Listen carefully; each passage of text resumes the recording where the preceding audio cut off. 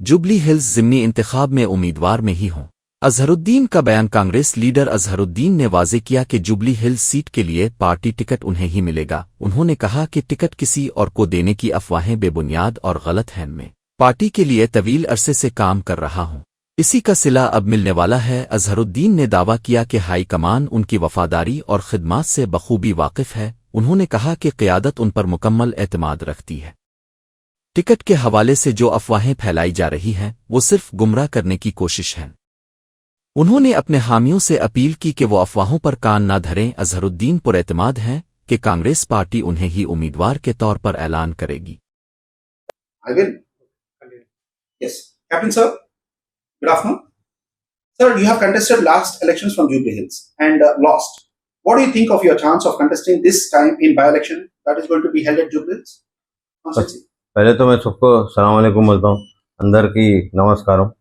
నేను 100% పోటీలో తప్పకుండా ఉన్నాను। ఈ ఎలక్షన్లో బై ఎలక్షన్లో కాంగ్రెస్ 100% గెలుస్తుంది। నేను చెప్తున్నా కదా, నేను చాలా హార్డ్ వర్క్ చేస్తాం। అప్పుడు ఆ ఎలక్షన్ ఓడిపోయింది, ఇది చాలా ఫ్యాక్టర్స్ ఉన్నాయి। బట్ ఇప్పుడు ఇది ఎలక్షన్లో మంచి ఫైట్ చేస్తాం, మంచి కాంగ్రెస్కి నేమ్ ఇస్తాం। నేను చెప్తున్నా కదా कि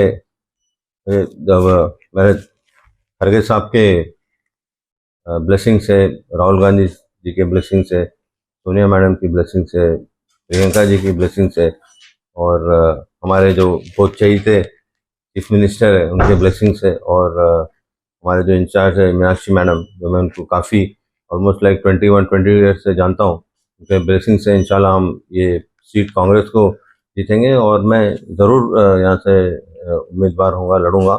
और सब लोग तो बहुत कह रहे हैं कि मेन स्पेकुलेशन तो होते रहते हैं, लेकिन मैं यहाँ से ज़रूर लड़ूंगा।